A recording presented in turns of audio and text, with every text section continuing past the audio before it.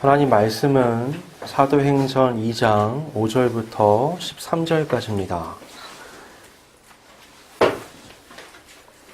사도행전 2장 5절부터 13절까지입니다.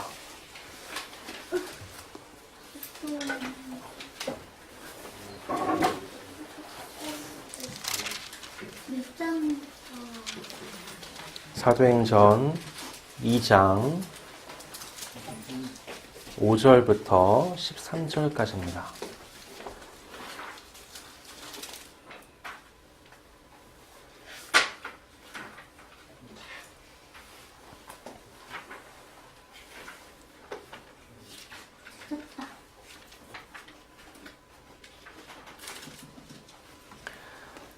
봉독하겠습니다.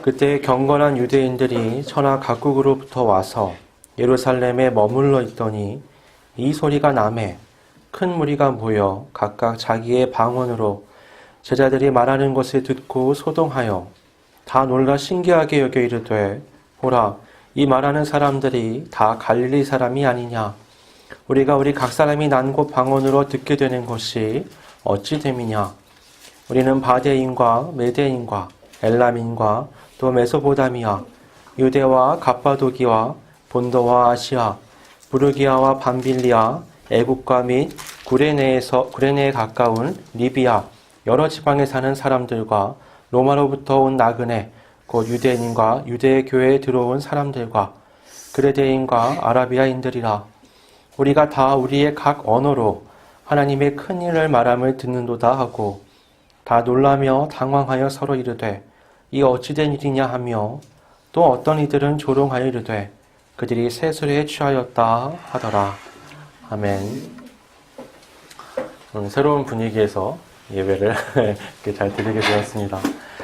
여러분, 이게 교회의 시작이 언제일까요? 이제 기준에 따라 좀 달라지긴 하는데 우리가 노아의 방주를 교회의 원형이다 이렇게 얘기하기도 하고요. 이 광야에서 성막을 중심으로 있었던 이스라엘 공동체를 교회의 시작으로 보기도 합니다. 우리가 보통 교회의 머리를 예수님이라고 우리가 말하잖아요. 그리고 우리를 그 예수님의 지체라고 말을 하죠.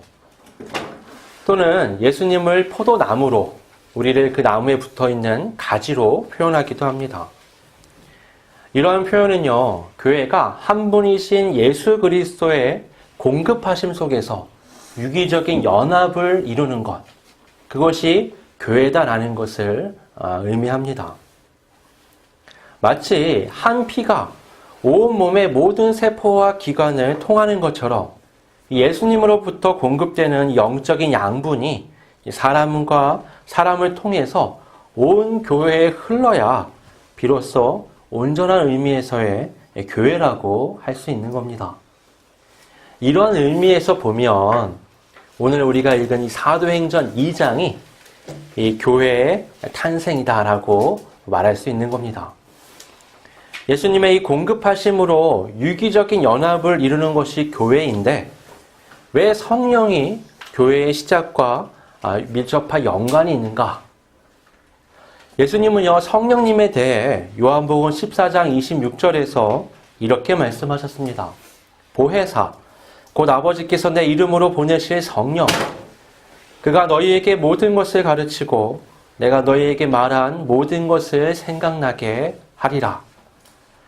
그러니까 성령의 역할이 우리가 생각하는 것처럼 어떤 신비한 능력이나 겉으로 나타나는 어떤 체험이 아니라 우선적인 역할이라는 건 예수님의 가르치심을 생각나게 하고 또 이어서 예수님의 가르침의 연장선상에서 사람들을 가르쳐 나가는 것.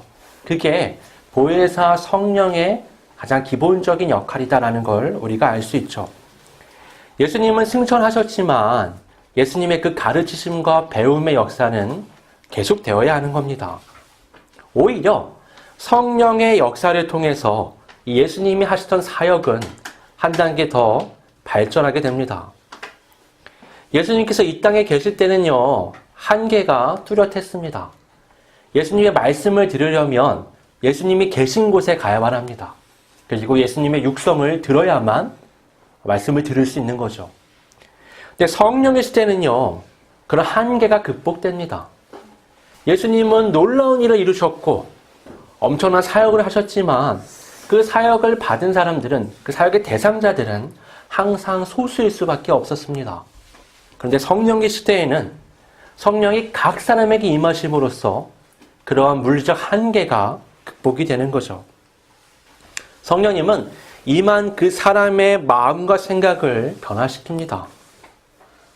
그렇게 성령께서 각 사람을 바꾸시고 그 바뀌어가는 사람들이 모여있는 공동체, 예수님께서 말씀하셨던 예수님의 그 말씀과 사역을 통해서 영적인 양분을 성령의 역사를 통해 계속해서 공급받는 그 공동체가 바로 교회다라고 우리가 말할 수 있는 겁니다. 오늘 본문은 바로 그 교회의 탄생의 날에 있었던 사건에 대한 기록입니다. 5절에 보시면 그때에 라는 말로 시작을 하죠. 그때라는 건 이 마가의 다락방에 120문도가 성령을 받은 직후를 의미합니다. 강한 바람과 함께 불의 혀처럼 갈라지는 그런 성령의 역사가 그 다락방에 있던 120문도에게 임했습니다. 그들은 그 성령을 받고요, 마치 무언가 뜨거운 곳에 있거나 추운 곳에 있어서 견딜 수 없는 것처럼 그 안에서 참을 수 없어서 길거리로 쏟아져 나와서 방언을 쏟아냈습니다. 이때는요, 유대인들의 명절 기간이라 거기에는 굉장히 많은 사람들이 있었습니다. 9절부터 11절에 보면 지중해, 각 나라와 각 지역에 사는 굉장히 광범위한 지역에 있는 유대인과 유대교인들이 그곳에 모여 있었던 거죠. 7절, 8절은 이렇게 말합니다. 보라, 이 말하는 사람들이 다 갈릴리 사람이 아니냐? 우리 각 사람이 난 곳 방언으로 듣게 되는 것이 어찌 됨이냐? 그리고 11절에 이렇게 또 말합니다. 우리가 다 우리의 각 언어로 하나님의 큰 일을 말함을 듣는도다. 여러분, 이 시대는요, 그리스가 쇠락하기 시작하고 로마가 부상하던 시기입니다. 그러니까 그리스가 차지하고 있던 대부분의 영토를 로마가 야금야금 이제 차지해가는 시기죠. 이때의 공용어는요, 헬라였습니다. 그리스 말인. 로마가 대두되고 있었기 때문에 라틴어를 할 줄 아는 사람이 어느 정도 있기도 했습니다. 그럼에도 그 시대의 공용어는 지금 영어인 것처럼 이 시대는 헬라였던 거죠. 이스라엘 땅에 사는 그럼 유대인들은 주로 어떤 말을 썼느냐? 그들은 우리가 생각하는 히브리어가 아니라 아람어를 주로 사용했습니다. 그 고대 히브리어를 쓸 줄 아는 사람들이 소수 남아있긴 했었죠. 그런데 이 120문도가 거리로 쏟아져서 나와서 했던 말은, 그 방언은 헬라어도 아니고 아람어도 아니었습니다. 그들은요, 이전까지 자신들이 경험하지 못했던 말을 쏟아내기 시작했습니다. 자기가 무슨 말인지도 모르고 쏟아내는 거죠. 그런데 엉뚱하게 거기에 와 있는 외국에서 온 유대인들, 또 유대교인들이 그 말을 듣고 해석하는 겁니다. 이 말을 들은 사람들은요, 매우 놀랐는데 두 가지 이유였습니다. 첫 번째는 이 외국어를 쏟아내는 사람들이 갈릴리 사람들이기 때문이었습니다. 갈릴리는 한마디로 말하면 시골이에요. 이 당시에 시골이다. 그러면 정말 시골입니다. 저기 예전에 학교 안에 있는 교회에 있을 때 중국 학생들이 유학을 이렇게 오는데 정말 어려운 학생들을 모아가지고 선교사님이 한국어를 가리킨 다음에 이제 유학을 보내는 거예요. 근데 이 아이들이 중국 안에서도 굉장한 시골에 살아가요. 제가 궁금해서 물어봤죠. 니네 동네는 어떠냐? 그랬더니 그 아스팔트가 없대요. 소가 막 수레를 끌고 다니고 횡단보도를 20살이 돼서 북경에 가서 처음 봤대요. 횡단보도를. 그러니까 그런 게 전혀 없는 시대에 지금도 시골은 그런 상황인데 이 시대의 시골이라 그러면 정말 시골입니다. 외국에 나가보는 거는 상상할 수 없는, 교통도 너무 불편하고 지금처럼 여러 가지 매체도 없는 시대이기 때문에 정말 시골 사람들이거든요. 그런데 외국에서 온 사람들이 보니까 이 사람들은 외국에 나가본 적도 없고 외국어를 배웠을 만한 상황도 아닌데 유창하게 외국어를 쏟아내는 겁니다. 야, 이게 대체 어떻게 된 거냐? 두 번째로 놀란 것은 그들이 쏟아내는 말의 내용이었습니다. 11절에 보면 그들이 고백하는 것처럼 이 갈릴리 사람들은요, 외국어로 하나님의 큰 일에 대해서 말을 쏟아내는 거죠. 랍비 교육을 받은 것도 아니고 전문적으로 뭐 신학을 교육받은 것도 아닙니다. 그냥 시골에 있는 어부 출신들이고 또 대부분 이 교육과는 관계없는 사람들인데도 불구하고 굉장히 뛰어난 하나님의 큰 일에 대해서 쏟아내는 거죠. 이 큰일이란 뒤에 이어질 베드로의 설교를 생각해 봤을 때 이것은 분명 예수 그리스도를 통한 하나님의 큰일, 그분이 십자가의 대속으로 인류의 죄를 짊어지시고 또 부활로 죄와 사망의 권세를 이기셨다는 그 복음을 전했을 것으로 우리가 생각을 합니다.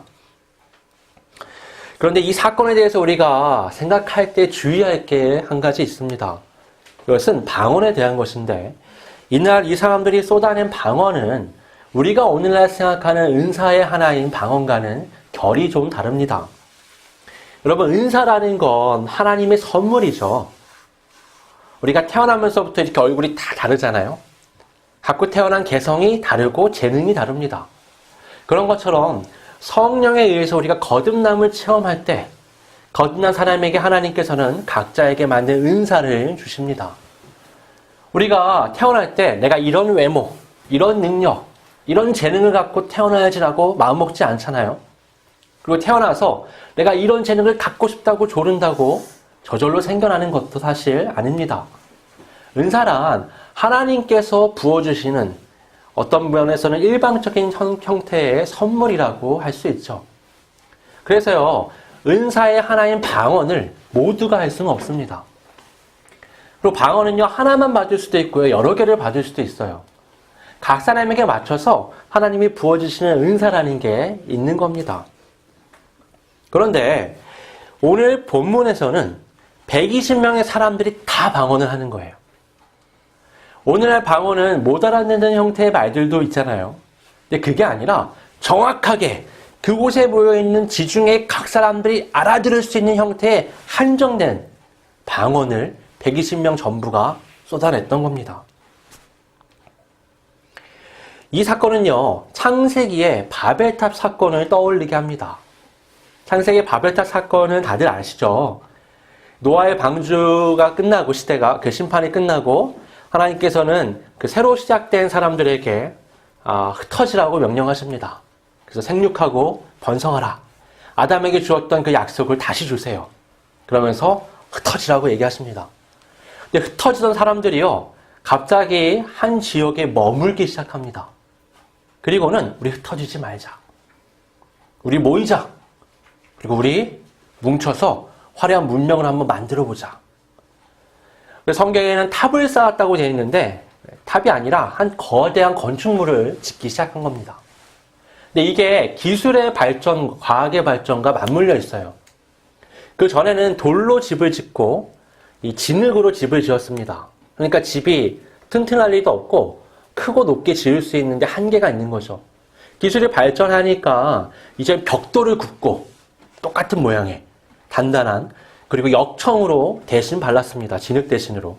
이러니까 전과 비교했을 때 훨씬 더 높고 크고 단단한 형태의 건물을 만들 수 있는 거죠. 그런 건물을 만들고는 내가 하늘까지 닿겠다라고 교만을 드러냈습니다. 이상하게도 인류 역사를 보면 기술과 과학의 발전은 꼭 교만의 부분과 연결돼서 표출이 되기 마련입니다. 표출되는 것을 우리가 볼 수 있죠. 자, 이 바벨탑 사건을 보면 사람들이 그렇게 건물을 높게 지으니까 하나님께서 그냥 두지 않으십니다. 아담의 범죄 때부터 이제까지 하나님은 절대로 인간의 교만을 그냥 두신 적이 없습니다. 잠언을 보면 교만에 대해서 패망의 선봉이라고 말을 하죠. 왜 패망의 선봉이냐? 그건 하나님께서 치시기 때문에 그렇습니다. 모난 돌이 이 정을 맞는다고 반드시 교만은 하나님께 매를 맞게 되어 있습니다. 우리 인류 역사가 그걸 가르쳐주지 않습니까? 가장 강하고 문명이 화력이 꽃피어서 자랑하던 모든 나라, 모든 문명, 모든 개인이 그 후에 급격한 쇠락을 보입니다. 바벨탑을 쌓은 인류도 하나님이 그냥 두지 않으십니다. 하나님은요, 그들의 원인이, 그렇게 되어진 원인이 언어라는 것을 보시고는 그들의 언어를 혼잡하게 만드십니다.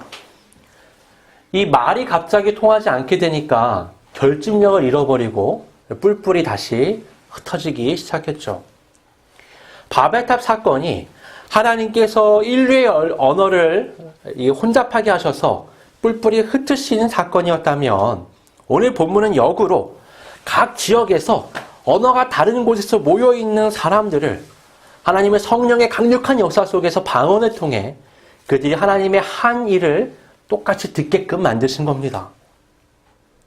이건요, 앞으로 이 사도행전이 앞으로 어떻게 흘러가고 무엇을 향하고 있는지를 강력하게 보여주는 증거인 거죠. 우리가 사도행전이라고 말을 하지만 사실은 이게 번역이 좀 잘못된 겁니다. 영어로는 액트라고 되어 있잖아요. 근데 이게 더 우리가 정확하게 보자면 성령 행전이다. 성령의 역사에 대한 기록이다라고 보는 게 훨씬 더 정확합니다. 이 책을 기록한 누가는요, 누가복음도 기록을 했습니다. 그 데오빌로 각하라는 사람에게 누가복음을 보내고 그 다음에 이 사도행전을 기록해서 보낸 거죠. 이 얘기는 예수 그리스도의 그 사역이 그가 부활하시고 승천하신 후에 성령을 통해서 다시 어떻게 발전하고 확장되고 있는가라는 걸 보여주는 거죠. 전체 복음의 역사를 보여주는 겁니다. 근데 여기다 이름을 사도행전 이래 버리니까 우리가 자꾸 그 안에 주축이었던 베드로 또 바울이라는 사람에게 자꾸 초점이 맞춰지는데 사실은 그게 아니라 성령께서 그들을 통해서 어떻게 일을 이루어 가셨는가 거기에 우리의 초점을 맞춰야만 합니다. 그러면 오늘 본문의 이 성령의 역사라는 게 우리한테 의미하는 바가 굉장히 다르게 느껴질 수 있죠. 예수님은요, 승천하시기 전에 이 제자들에게 이렇게 말씀하셨습니다. 오직 성령이 너희에게 임하시면 너희가 권능을 받고 예루살렘과 온 유대와 사마리아와 땅끝까지 이르러 내 증인이 되리라. 여기에는 지역적인 어떤 한계를 극복해 나가는 과정들이 담겨 있습니다. 예루살렘을 벗어나서 유대 땅으로, 유대 땅에서 사마리아 땅으로, 사마리아 땅에서 이방 나라 끝까지 어떤 확장의 개념이 여기에는 담겨 있습니다. 예수님이 말씀하신 이 성령의 임재, 성령이 역사하시면 권능을 받고 복음이 확장되어 나갈 것이다 라는 이 말씀대로 지금 모든 지역에서 온 사람들이 성령의 권능 가운데 방언을 통해서 하나님의 큰 일을 들었습니다. 교회의 탄생과 이 사건이 맞물려 있다는 건 우리 교회의 존재 목적, 교회가 나아가야 할 방향이 무엇인지 우리에게 가르쳐 줍니다. 따라서 우리는 이 사건을 통해서요, 오늘날 우리가 이루는 이 교회의 정체성과 우리가 나아가야 할 방향이 무엇인가라는 걸 생각해 볼 수 있습니다. 여러분, 오늘날 시대의 가장 큰 화두가 뭐죠? 여러 가지가 있겠지만 소통이라고 우리가 보통 얘기를 하잖아요. 온갖 소통에 대한 얘기가 거의 10년째 많은 곳에 헤드라인을 장식하고 있습니다. 소통은요, 사람과 사람이 막힘없이 이 생각과 감정이 통하는 것을 얘기하죠. 여러분, 근데 오늘날처럼 기술이 발전한 때가 또 있었을까요? 이 소통을 위한 기술들. 지구 반대편에 일어나는 일을요, 실시간으로 손바닥 안에서 확인할 수 있습니다. 여러분, 과거에는요, 마을에 전화가 하나 있어요. 전화하려면 교환 통해가지고, 누구네 집 오시에요? 그래가지고 가서 통화를 한번 하려면 엄청 어려운 거예요. 그게 어떻게 발전을 하니까 집집마다 이제 전화가 하나씩 있게 되는 거죠. 더 발전하니까 개인이 전화를 갖고 있는 겁니다.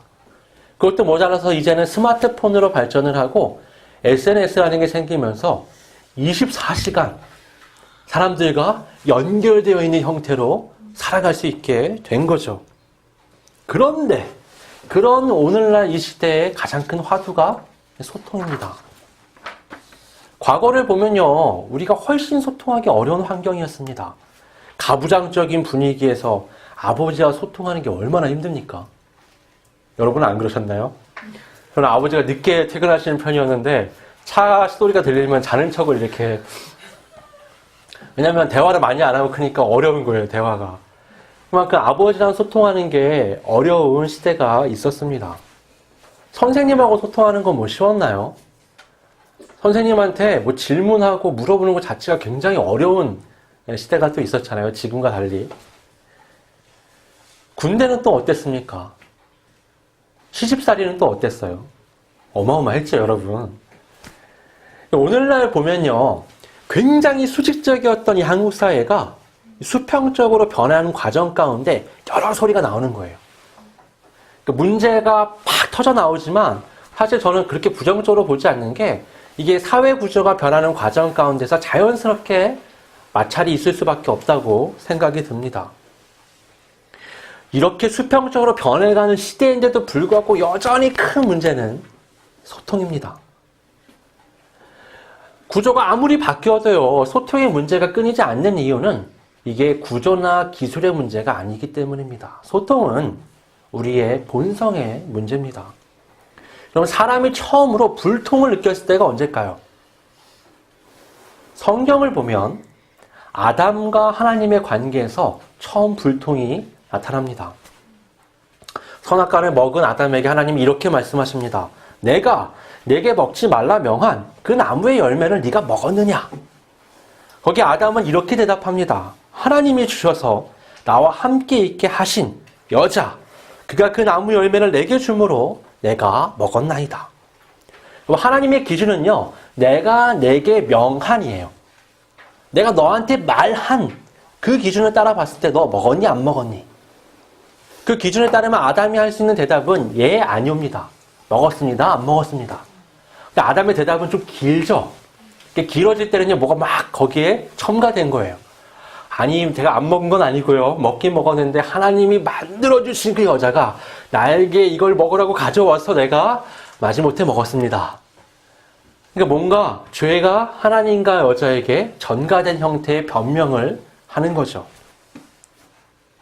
하나님과 아담이 처음으로 불통을 느끼는 장면입니다. 죄는요, 우리의 본성을 변화시키고요. 하나님과 또 다른 사람과의 소통을 어렵게 만드는 존재로 타락시킵니다. 그리고 죄에 물든 인간이요, 소통이 잘 될 때가 또 있어요. 그게 언제냐? 하나님께 반역할 때입니다. 바벨탑을 한번 보세요. 얼마나 열심히 연합합니까? 야, 우리의 이름을 내자. 우리의 명예를 높이자. 우리의 기술을 과시하자. 여러분, 오늘날 각 나라마다 자국의 이익을 위해서 다른 나라의 권리를 굉장히 드러내놓고 빼앗습니다. 우리가 전쟁을 통해서, 외교 문제를 통해서, 여러 가지를 통해서 우리가 그걸 확인하잖아요. 이 작은 사회 안에서는요, 법이라는 게 존재해서 법에 저촉되는 문제들은 범죄가 되죠. 근데 이게요, 세계라는 울타리 안에서 나라와 나라 간의 문제가 되면요, 이건 범죄가 되지 않습니다. 그냥 외교 마찰 정도가 되는 거죠. 범죄의 틀이라는 게 꼭 법이 있어야만 우리가 확인할 수 있는 것이 아닙니다. 그 정도로 이게 집단 이기주의가 커져버리면 무엇이 옳고 그른 것인지 불분명해지는 거죠. 우리나라와 일본이 마찰이 생기면요, 우리한테 이익이 되는 거 우리가 봤을 때 옳은 겁니다. 그렇죠? 일본이 이익이 되는 건 그 사람들이 옳은 거예요. 근데 우리가 보면 어때요? 저 나쁜 사람들. 어떻게 저런 말을 할 수 있을까? 우리가 이 집단 이기주의 안에서 이게 덩어리가 너무 크니까 우리가 집단 이기주의 안에 있구나라는 생각을 전혀 할 수 없게 되는 거죠. 여러분, 노동자들의 권리를 보호하기 위해서 노동조합을 만들었는데 이게 왜곡되면 자기들의 이익을 위한 집단으로 변질되는 거죠. 자기 아들들, 딸들을 데려다가 자기의 대를 이어서 취직을 시키는 이상한 법들을 만들어 놓고 그걸로 회사랑 뭔가 협의를 한다든가 이런 식의 문제들이 일어나는 겁니다. 전 국민의 뜻을 모아 정치를 하기 위해 국회를 만드는데 이게 자신들의 집단 이익을 위한 모임으로 변질되는 모습들을 우리가 자주 보게 되죠. 우리 안에 있는 이 죄성이 얼마나 심각하냐면 하나님의 말씀인 율법을 줘도요, 그걸 가지고 나를 드러내고 남을 정죄하는 이 바리새인과 같은 형태의 모습으로 나타납니다. 이건요, 굉장히 뿌리 깊은 거라고 우리가 말할 수 있습니다. 이것이 우리가 가진 죄성이 만들어내는 집단 이기주의의 현실이라고 할 수 있습니다. 우리의 본성이 바뀌지 않으면요, 이러한 소통이라는 것은 절대로 제대로 이루어질 수가 없습니다. 이런 불통의 세상 가운데 예수님이 오셨습니다. 그리고는 자기를 우리가 지난주에 배웠지만 비우고 또 비워서 인간의 몸을 입고 십자가에 죽기까지 자신을 낮추어서 순종하셨습니다. 그 예수 그리스도의 대속을 통해서 하나님과 사람, 사람과 사람, 사람과 만물이 관계를 다시 회복할 수 있게 된 거죠. 그 예수 그리스도가 머리로 계신 곳이 바로 교회인 겁니다. 그리스도 예수 안에서 사람은 진정한 의미의 소통을 할 수 있게 됩니다. 성령은 바로 그 주님의 본과 가르침을 따라 믿는 성도를 온전한 성화의 길로 인도하며 소통이 가능하게 만들어 주십니다. 유대인들과 사마리아인들은요, 이 사도행전 당시에 약 1000년 동안 상종하지를 않았습니다. 상종 안 했다는 게 뭐죠? 아니, 그냥 접촉이 없는 거예요. 너무 서로를 싫어해서. 여러분, 흔히 우리가 역사적으로 전쟁이 끊어지지 않는 이유를 두 가지로 들죠. 하나는 인종, 하나는 종교입니다. 그만큼 이 두 가지 문제는 사람과 사람이 소통하는 것을 불가능하게 만드는 거죠. 유대인들은요, 아브라함의 후손이라는 선민의식이 굉장히 강한 사람들입니다. 근데 사마리아인들은 혼혈인들이었어요. 그들도 하나님을 믿는다고 말했지만 유대인들은 절대 인정하지 않았죠. 거기다가 종교에 있어서도 유대인들은 우리가 지금 보는 형태의 구약 성경을 다 인정했지만 이 사마리아인들은 모세 오경만을 인정했습니다. 그렇게 인종과 종교의 마찰 때문에 이들은 1000년 동안 상종하지 않는 상태에서 아주 두꺼운 벽을 놓고 갈라져 있었던 거죠. 이들보다 한 단계 더 나아가서 이방인들은 말할 것도 없이 그 더 오랜 세월 동안 유대인들과 단절되어 있었습니다. 성령이 역사하셔서 예루살렘에서 온 유대로, 유대에서 사마리아로, 사마리아에서 땅끝까지 이 복음이 확장된다는 건 사람과 사람 간의 그 두터운 벽이 돌파되면서 소통의 장이 열린다는 것을 의미합니다. 도저히 무슨 방법으로 뚫리지 않았던 그 사람과 사람 간의 장벽이요, 복음이 사마리아 성에 전파되니까 단번에 돌파되는 겁니다. 나중에 이방인들에게 복음이 전파되니까 그쪽으로 또 돌파가 되는 거죠. 예루살렘에 있었던 그 성령의 역사가 사마리아 성에 똑같이 일어나고 나중에는 이방인이었던 고넬료의 집에도 똑같이 일어납니다. 그걸 사도 베드로가 목격하면서 복음이 들어가는 곳에 놀라운 회복의 역사가 일어나는구나. 사람과 사람 간에 그 닫혀 있었던 모든 장벽들이 거치는구나라는 것을 확인할 수 있었던 거죠. 하나님의 영이 내 안에 있고 그 하나님의 말씀이 내 안에 깊은 곳에 역사하기 시작할 때 그리스도 예수의 본을 따르는 우리의 성화의 삶은 우리가 서 있는 그 자리에 소통을 가능하게 만듭니다. 여러분, 오늘날 보시기에 한국 교회가 어떻습니까? 소통이 되게 잘 되는 공간으로 보이시나요? 하나님의 말씀은 흘러나오죠. 성령의 임재가 일어나는 것처럼 보입니다. 그런데 얼마나 소통이 되며 아름다운 교회를 이루어가고 있습니까? 오늘 말씀을 보십시오. 성령이 임하시는 곳에 놀라운 소통의 회복이 일어납니다.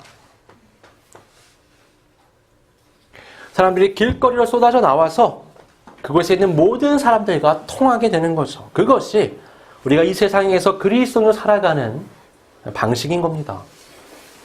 그럼 우리가 교회 안에서조차 소통할 수 없다면 우리가 어떻게 밖에 나가서 사람들과 소통하는 하나님이 기대하시는 빛과 소금이 될 수 있겠습니까? 아무리 좋은 말씀이 있어도 아무리 아름다운 봉사가 있어도, 아무리 아름다운 찬양이 있어도 소통이 되지 않는 공동체는 결코 교회라고 말할 수 있습니다. 여러분, 왜 불통이 일어나죠? 그 안에 불통은요, 절대 신앙적인 이유가 아닙니다. 그 안에 불통은 다 신앙 외적인 이유들 때문에 일어나는 거죠. 오늘 성경을 통해서 소통이 가능한 이유가 뭐죠? 사람의 지식, 정책, 정치, 어떤 능력이 아니라 그건 오직 성령의 역사하심 속에서 가능했던 겁니다. 우리가 각자 개인 안에 있는 사람과 사람이 불통하게 만드는 찌꺼기와 같은 것들을 씻어내는 작업을 하지 않는다면 마치 혈관이 막혀서 피가 제대로 흐르지 못해 몸 안에 제대로 여러 가지 약문들이 소통할 수 없는 것처럼 교회 안에서도 제대로 된 교회로서의 모습을 회복할 수가 없는 겁니다. 여러분, 이게 얼마나 심각한 문제인지요. 부활하신 예수님을 만난 제자들, 부활하신 예수님이 40일 동안 그들에게 수차례 나타나시면서 하나님 나라에 대해서 가르쳤다고 사도행전 1장은 말씀합니다. 하나님 나라에 대해서 가르쳤어요. 아니, 부활하시기 전에, 십자가를 지시기 전에 예수님이 가르친 거를 오해할 수는 있죠. 근데 부활하신 예수님을 직접 만난 그들이 예수님이 하시는 그 하나님 나라에 대한 메시지를 들었음에도 불구하고 승천하시는 그 자리에서 그들이 뭐라고 말하느냐? 이스라엘 나라를 회복하심이 이때입니까? 속 터지는 얘기를 마지막까지 하는 겁니다. 그때 예수님이 그렇게 말씀하십니다. 너희가 알 바 아니요. 이스라엘 그 나라가 회복되는지 말든지 그건 너희가 알 바가 아니다라고 말씀하시는 겁니다. 오직 성령이 너희에게 임하시면 너희가 권능을 받고 예루살렘과 온 유대와 사마리아와 땅끝까지 이르러 내 증인이 되리라 하시니라. 여러분, 내 나라를 세워가고 내 의를 드러내고 내 삶을 채우기 위한 삶을 살아갈 때 소통은 불가능합니다. 그리스도 예수의 본에 따라서 나를 비우기 시작할 때 우리는 소통을 가능할 수 있는 사람이 될 수 있는 거죠. 주님의 말씀 앞에서 이 찌꺼기와 같은 나의 생각과 감정을 씻어내고 온전한 성령의 감동 가운데 삶을 살아갈 때 우리는 온전한 소통을 이루어갈 수 있습니다. 여러분, 주님의 뒤를 따라요. 내 찌꺼기 같은 마음을 비워나가는 과정은요, 쉬운 게 아닙니다. 그건 고통이죠. 그건 수고입니다. 그러나 그것을 통해서 나는 하나님 앞에서 건강한 그리스도인으로 서 나갈 수 있습니다. 그렇게 내가 설 때에 내가 속한 이 교회, 우리의 가정, 나아가서 이 사회에서 우리가 사람과 사람이 소통할 수 있는 그런 윤활유와 같은 통로와 같은 역할을 해나갈 수 있는 겁니다. 2019년 우리가 저번 주에 자신을 비우자라고 얘기했었는데 거기에 더해서 우리 찌꺼기 같은 생각과 감정을 씻어내고 성령의 임재하심 가운데 우리가 소통하고 또 소통을 이루어갈 수 있는 건강한 그리스도인으로 살아가시기를